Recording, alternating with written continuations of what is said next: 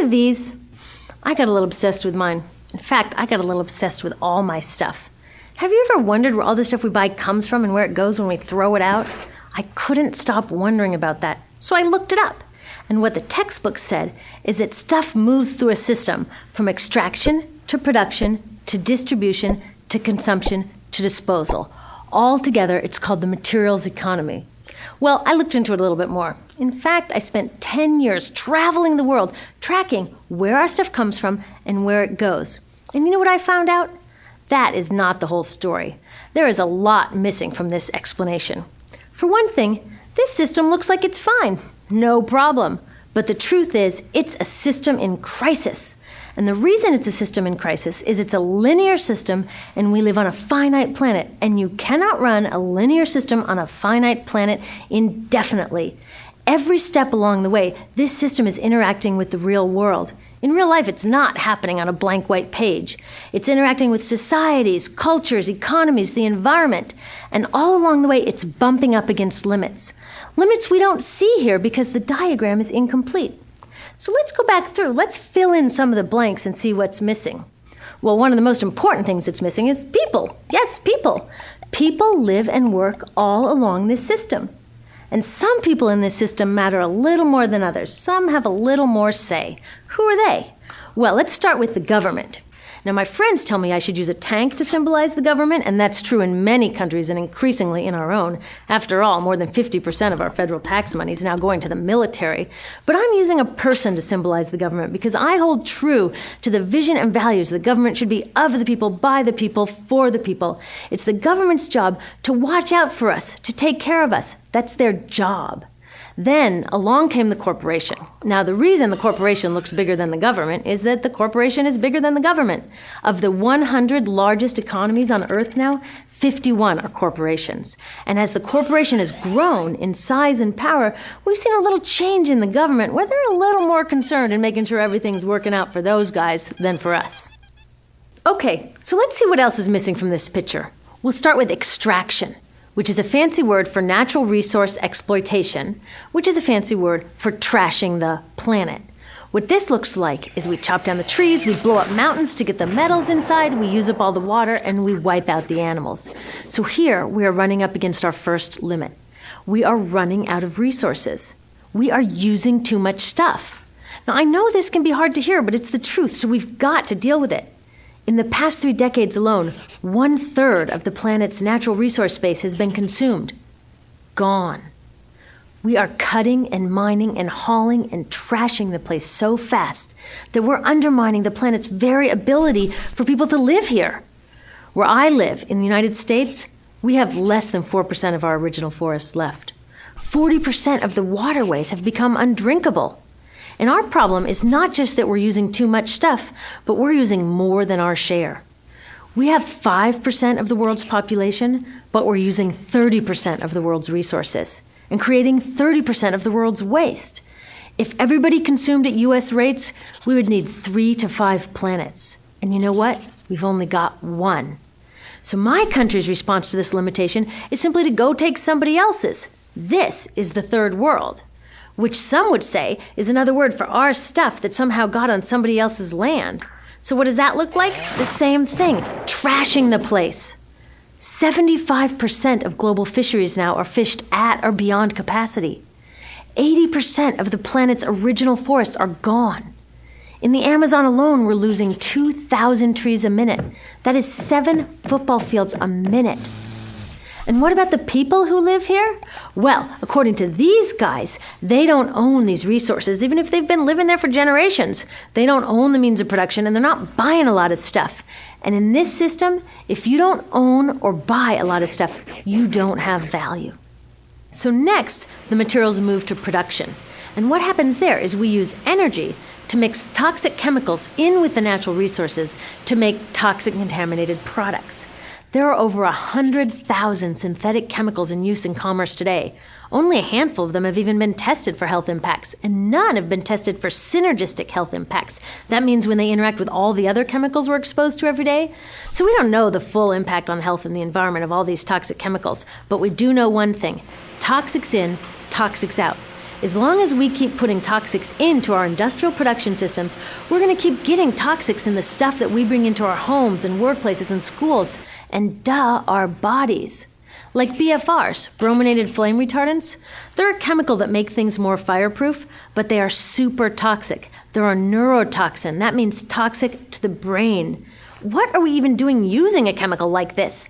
Yet we put it in our computers, our appliances, couches, mattresses, even some pillows. In fact, we take our pillows, we douse them in a neurotoxin, then we bring them home and put our heads on them for 8 hours a night to sleep. Now, I don't know, but it seems to me in this country with so much potential, we could think of a better way to stop our heads from catching on fire at night. Now, these toxics build up the food chain and concentrate in our bodies. Do you know what is the food at the top of the food chain with the highest level of many toxic contaminants? Human breast milk. That means that we've reached a point where the smallest members of our societies, our babies, are getting the highest lifetime dose of toxic chemicals from breastfeeding from their mothers. Is that not an incredible violation? Breastfeeding must be the most fundamental human act of nurturing. It should be sacred and safe. Now, breastfeeding is still best, and mothers should definitely keep breastfeeding, but we should protect it. They should protect it. I thought they were looking out for us. And of course, the people who bear the biggest brunt of these toxic chemicals are the factory workers, many of whom are women of reproductive age. They're working with reproductive toxins, carcinogens, and more. Now I ask you, what kind of woman of reproductive age would work in a job exposed to reproductive toxins except for a woman with no other option? And that's one of the beauties of this system. The erosion of local environments and economies here ensures a constant supply of people with no other option. Globally, 200,000 people a day are moving from environments that have sustained them for generations into cities, many to live in slums, looking for work, no matter how toxic that work may be. So you see, it's not just resources that are wasted along this system, but people too. Whole communities get wasted. Yep, toxics in, toxics out. A lot of the toxics leave the factories in products, but even more leave as byproducts or pollution. And it's a lot of pollution. In the U.S., our industry admits to releasing over 4 billion pounds of toxic chemicals a year. And it's probably a lot more because that's only what they admit. So that's another limit, because yuck, who wants to look at and smell 4 billion pounds of toxic chemicals a year? So what do? Move the dirty factories overseas, pollute someone else's land. But surprise, a lot of that pollution is coming right back at us, carried by wind currents. So what happens after all these natural resources are turned into products? Well, it moves here for distribution. Now, distribution means selling all the toxic contaminated junk as quickly as possible. The goal here is to keep the prices down, keep the people buying, and keep the inventory moving. How do they keep the prices down? Well, they don't pay the store workers very much, and they skimp on health insurance every time they can. It's all about externalizing the costs. What that means is that the real costs of making stuff aren't captured in the price. In other words, we aren't paying for the stuff we buy. I was thinking about this the other day. I was walking to work and I wanted to listen to the news, so I popped into a Radio Shack to buy a radio. I found this cute little green radio for $4.99. I was standing there in line to buy this thing, and I was thinking, how could $4.99 possibly capture the cost of making this radio and getting it into my hands? The metal was probably mined in South Africa. The petroleum was probably drilled in Iraq. The plastics were probably produced in China. And maybe the whole thing was assembled by some 15-year-old in a maquiladora in Mexico. $4.99 wouldn't even pay the rent for the shelf space it occupied until I came along, let alone part of the staff guy's salary who helped me pick it out, or the multiple ocean cruises and truck rides pieces of this radio went on. That's how I realized I didn't pay for the radio. So who did pay? Well, these people paid with the loss of their natural resource space. These people paid with the loss of their clean air, with increasing asthma and cancer rates. Kids in the Congo paid with their future. 30% of the kids in the Congo now have dropped out of school to mine coltan, a metal we need for our cheap and disposable electronics. These people even paid by having to cover their own health insurance. All along this system, people pitched in so I could get this radio for $4.99, and none of these contributions are recorded in any accounts book. That's what I mean by the company owners externalized the true costs of production. And that brings us to the golden arrow of consumption. This is the heart of the system, the engine that drives it. It is so important that protecting this arrow has become the top priority for both of these guys. That's why after 9/11, when our country was in shock, and President Bush could have suggested any number of appropriate things, to grieve, to pray, to hope. No, he said to shop. To shop! We have become a nation of consumers. Our primary identity has become that of being consumers, not mothers, teachers, farmers, but consumers. The primary way that our value is measured and demonstrated is by how much we contribute to this arrow, how much we consume. And do we? We shop and shop and shop, keep the materials flowing, and flow they do.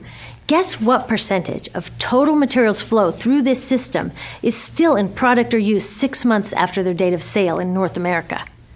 50%? 20? No, 1%. 1. In other words, 99% of the stuff we harvest, mine, process, transport, 99% of the stuff we run through this system is trashed within 6 months. Now, how can we run a planet with that level of materials throughput?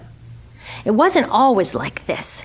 The average U.S. person now consumes twice as much as they did 50 years ago. Ask your grandma. In her day, stewardship and resourcefulness and thrift were valued. So how did this happen? Well, it didn't just happen. It was designed. Shortly after World War II, these guys were figuring out how to ramp up the economy. Retailing analyst Victor Lebeau articulated the solution that's become the norm for the whole system. He said, our enormously productive economy demands that we make consumption our way of life, that we convert the buying and use of goods into rituals, that we seek our spiritual satisfaction, our ego satisfaction in consumption. We need things consumed, burned up, replaced, and discarded at an ever-accelerating rate. President Eisenhower's Council of Economic Advisors chairman said that the American economy's ultimate purpose is to produce more consumer goods. More consumer goods? Our ultimate purpose? Not provide health care or education or safe transportation or sustainability or justice? Consumer goods? How did they get us to jump on board this program so enthusiastically? Well, two of their most effective strategies are planned obsolescence and perceived obsolescence. Planned obsolescence is another word for designed for the dump. It means they actually make stuff to be useless as quickly as possible, so we'll chuck it and buy a new one. It's obvious with things like plastic bags and coffee cups, but now it's even big stuff. Mops, DVDs, cameras, barbecues even, everything. Even computers. Have you noticed that when you buy a computer now, the technology is changing so fast that in just a couple of years, it's actually an impediment to communication? I was curious about this, so I opened up a big desktop computer to see what was inside. And I found out that the piece that changes each year is just a tiny little piece in the corner. But you can't just change that one piece because each new version is a different shape. So you gotta chuck the whole thing and buy a new one. So I was reading industrial design journals from the 1950s when planned obsolescence was really catching on. These designers are so open about it. They actually discuss how fast can they make stuff break that still leaves the consumer having enough faith in the product to go out and buy another one. It was so intentional. But stuff cannot break fast enough to keep this arrow afloat. So there's also perceived obsolescence. Now, perceived obsolescence convinces us to throw away stuff that is still perfectly useful. How do they do that? Well, they change the way the stuff looks. So if you bought your stuff a couple of years ago, everyone can tell that you haven't contributed to this arrow recently. And since the way we demonstrate our value is contributing to this arrow, it can be embarrassing. Like, I've had the same fat white computer monitor on my desk for 5 years. My coworker just got a new computer. She has a flat, shiny, sleek monitor. It matches her computer, it matches her phone, even her pen stand. She looks like she's driving in Spaceship Central, and I look like I've got a washing machine on my desk. Fashion is another prime example of this. Have you ever wondered why women's shoe heels go from fat one year to skinny the next to fat to skinny? It's not because there's some debate about which heel structure is the most healthy for women's feet. It's because wearing fat heels in a skinny heel year shows everybody that you haven't contributed to that era as recently, so you're not as valuable as that person in skinny heels next to you, or more likely in some ad. It's to keep us buying new shoes. Advertisements and media in general plays a big role in this. Each of us in the U.S. is targeted with over 3,000 advertisements a day. We see more advertisements in 1 year than people 50 years ago saw in a lifetime. And if you think about it, what's the point of an ad except to make us unhappy with what we have? So 3,000 times a day, we're told our hair is wrong, our skin is wrong, our clothes are wrong, our furniture is wrong, our car is wrong. We are wrong, but it can all be made right if we just go shopping. Media also helps by hiding all of this and all of this. So the only part of the materials economy we see is the shopping. The extraction, production, and disposal all happens outside of our field of vision. So in the U.S., we have more stuff than ever before, but polls show that our national happiness is actually declining.